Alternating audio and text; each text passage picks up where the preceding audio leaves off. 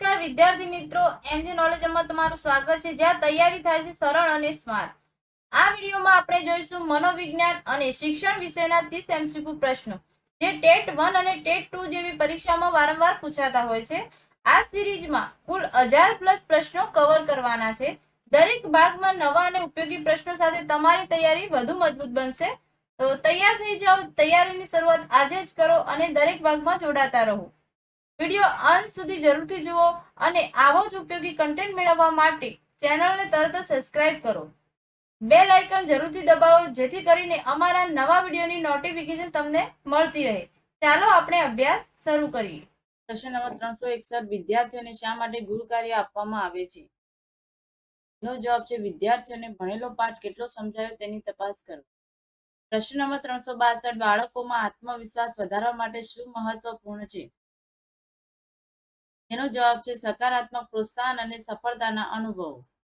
પ્રશ્ન નંબર 363, શિક્ષણના 3 ક્ષેત્રો કયા છે?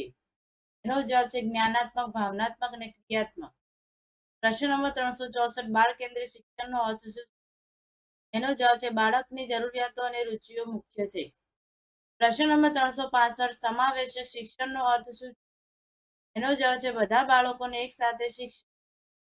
પ્રશ્ન નંબર 367, કોલબર્ગનો સિદ્ધાંત કયા વિષય સાથે સંબંધિત છે? એનો જવાબ છે નૈતિક વિકાસ. પ્રશ્ન નંબર 367, સર્જનાત્મકતાની મુખ્ય લાક્ષણિકતા કઈ છે? એનો જવાબ છે નવીનતા અને મૌલિકતા. પ્રશ્ન નંબર 368, વર્તણૂકવાદનો મુખ્ય સિદ્ધાંત શું છે? એનો જવાબ છે વાતાવરણ અને અનુભવ મુખ્ય છે.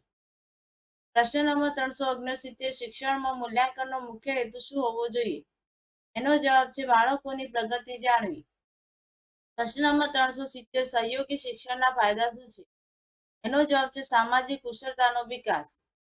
પ્રશ્ન નંબર 371, સમયસર હસ્તક્ષેપ ની જરૂર કયા બાળકોને છે?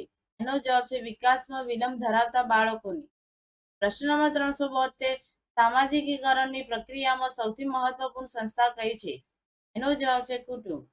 પ્રશ્ન નંબર 373, બાળકોની અધ્યયન શૈલીઓ કેટલા પ્રકારની હોય છે? એનો જવાબ છે 3 પ્રકાર. પ્રશ્ન નંબર 374, બાળકના વ્યક્તિત્વ વિકાસમાં સૌથી મહત્વપૂર્ણ પરિબળ કયું છે? એનો જવાબ છે આનુવંશિકતા અને વાતાવરણ બંને. પ્રશ્ન નંબર 375, સમસ્યા નિરાકરણની પ્રક્રિયામાં કેટલા પગલાં છે? એનો જવાબ છે 5 પગલાં. પ્રશ્ન નંબર 376, શિક્ષણમાં રમતનું મહત્વ શું છે? એનો જવાબ છે શીખવાનું સાધન. પ્રશ્ન નંબર 377, શિક્ષણમાં સતત અને સર્વગ્રાહી મૂલ્યાંકન શું છે? એનો જવાબ છે નિયમિત અને વિવિધ પદ્ધતિઓથી મૂલ્યાંકન.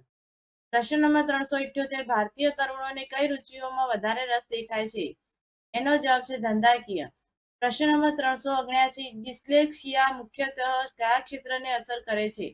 એનો જવાબ છે વાંચન અને લેખન. પ્રશ્ન નંબર 380, તરુણોનો માનસિક વિકાસ ગાળો કયો છે? એનો જવાબ છે 16 વર્ષ.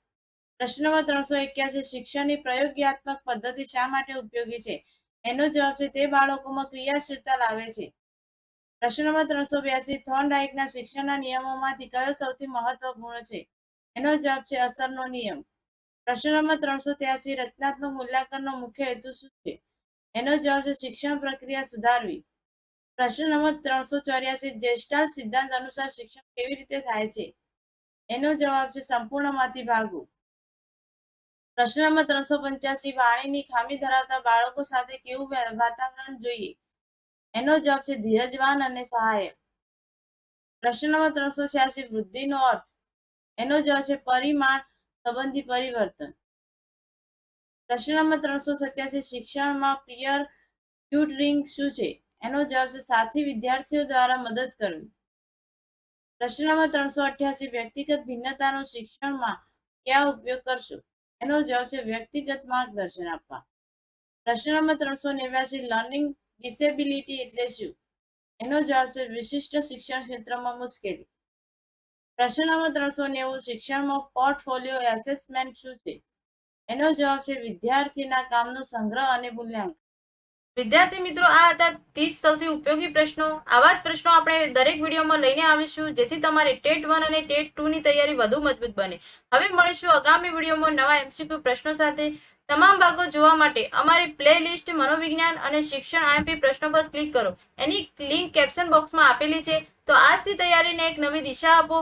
વિડીયોને લાઈક કરો, કમેન્ટ કરો, શેર કરો, ચેનલને સબસ્ક્રાઇબ કરો અને બેલ આઇકન દબાવી દેજો, જેથી વારંવાર વિડીયો મળતા રહે. Thank you.